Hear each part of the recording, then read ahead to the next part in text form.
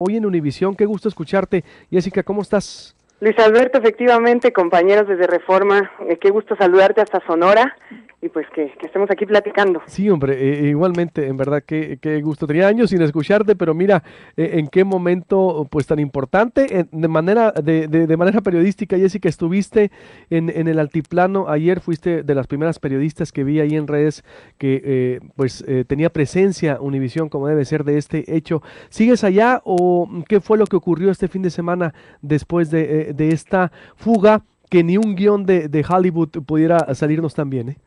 Tienes toda la razón, Luis Alberto, como tú dices, pues un equipo de Univisión estuvo desde tempranito ahí afuera del penal de máxima seguridad del Altiplano, que está ahí en el municipio de Almoloya de Juárez, en el Estado de México, reportando lo que parecía increíble, ¿no? El Chapo Guzmán por segunda vez se fuga de un penal de máxima seguridad de México, el único criminal que ha logrado uno, salir de un de penales de seguridad y dos, de dos penales diferentes. La primera vez fue en el penal de Puente Grande, Jalisco, en el 2001, y ahora el penal del Altiplano, que tenía la fama de ser el penal pues con mayores controles de seguridad, ya vemos que no tanto. Y bueno, impresionante, Luis Alberto, ayer que estuve yo allá, que fuimos a darnos una vuelta por la casa la colonia Santa Juanita, que es la casa donde desembocó este impresionante túnel de 1.5 kilómetros de longitud, por donde salió el capo. Es bastante lejos del donde está el penal, tú lo sabes. El sistema de videovigilancia de repente no captó al Chapo, que se había ido a la zona de regaderas para hacerse el aseo personal, y de repente desapareció. Cuando las autoridades lo fueron a buscar, no estaba en su celda, y entonces empezó todo el movimiento, ¿no?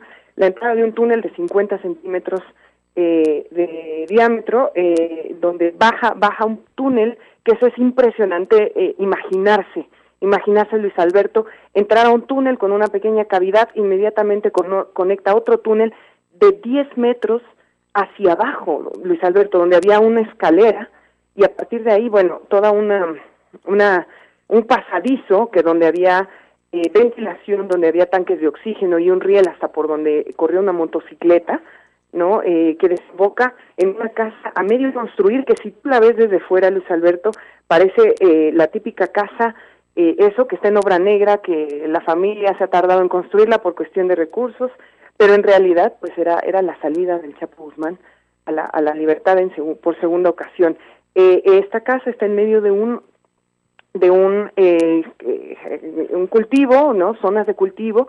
Entonces la gente no se explica, no nos explicamos los periodistas que estuvimos ayer, nadie se dio cuenta de todo lo que estaba sucediendo. Ahora el periódico Reforma saca que fueron más de 3 toneladas de tierra la que se sacó minuciosamente, y los vecinos dicen que no vieron nada, Luis Alberto, nada. Sí, es lo que son 3.250 toneladas de tierra y que hay mucha obra también ahí alrededor, Sí, no, Jessica. sí, mira, las casas están dispersadas alrededor del penal.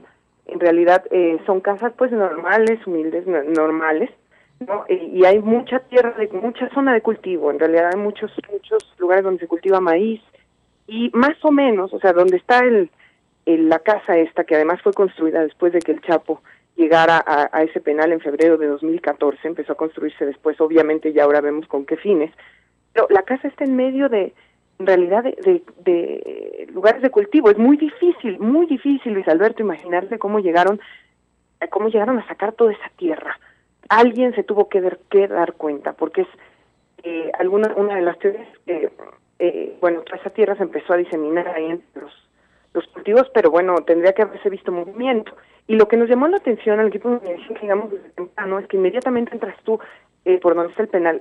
Alrededor de toda la estructura penitenciaria se está haciendo una labores de mantenimiento, labores de excavación para el sistema Cutzamala, este sistema que trae agua a la Ciudad de México. Entonces nosotros podíamos ver unos tubos de más de 2 metros de diámetro, o sea, perfectamente una persona podía caminar por ahí, pero que salen, digamos, no pasan por el penal, sino que están justo junto a la barda, ¿no? Entonces, la teoría que nosotros empezamos a manejar en Univisión desde el principio es que obviamente por todo este movimiento de obreros, de maquinaria y de construcción alrededor del penal, lo que se estaba escondiendo, lo que se podía camuflar con esto, es la construcción del túnel que verdaderamente importaba, ¿no?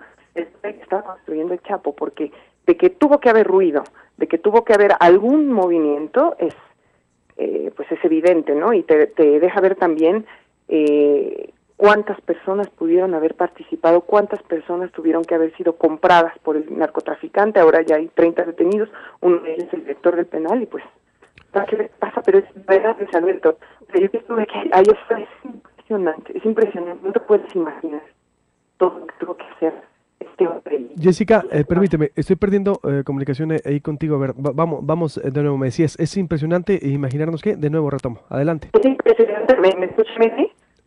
Más o menos, a ver, no sé si esté fallando la comunicación, alguna complicación, pero adelante, me decías, a ver, de nuevo. Es impresionante cuando tú ves la longitud, la distancia que tuvo que construir, que tuvo que pasar ese túnel. Es impresionante, ¿no?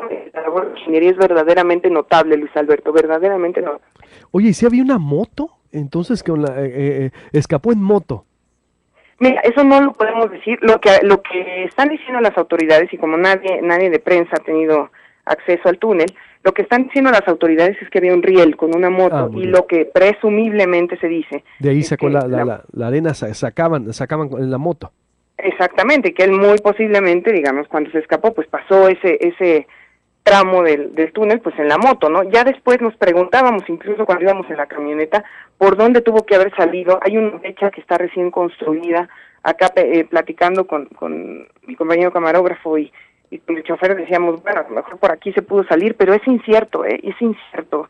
Todo es muy raro, todo es impresionante. Como tú bien lo dijiste, ni un guión de Hollywood podría haber hecho llevado a cabo un guión tan exacto. Totalmente. Nomás para describirnos, Jessica Cermeño, corresponsal internacional de Univisión en México, para la gente de Sonora que no conoce esa área, ¿nos pudieras describir dónde está el altiplano y sus alrededores? Es decir, cómo es que esa zona está por el Cutzamala, es decir, el punto geográfico en que se instala.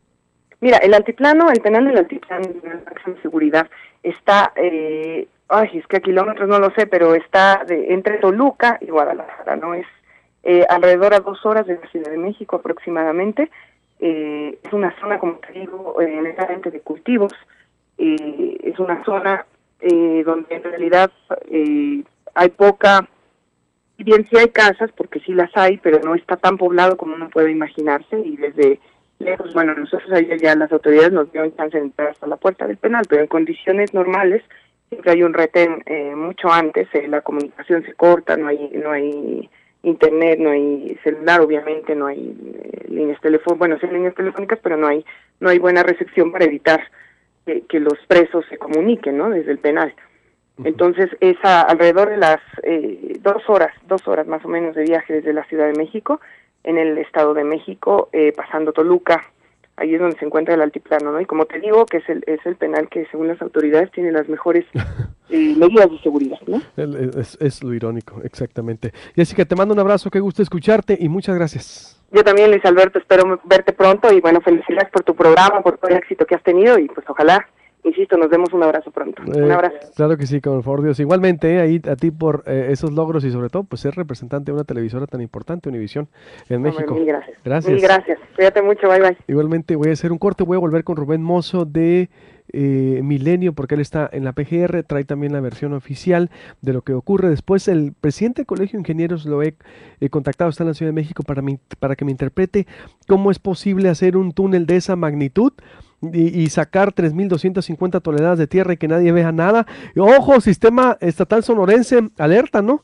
Después voy a hacer un corte, José Reveles, luego Marilena Morera de Causa Común, Ana María Salazar, Javier Valdés, Eduardo Buscaglia, todos analizando lo que viene, lo que ocurrió y hacia dónde vamos. Contundente.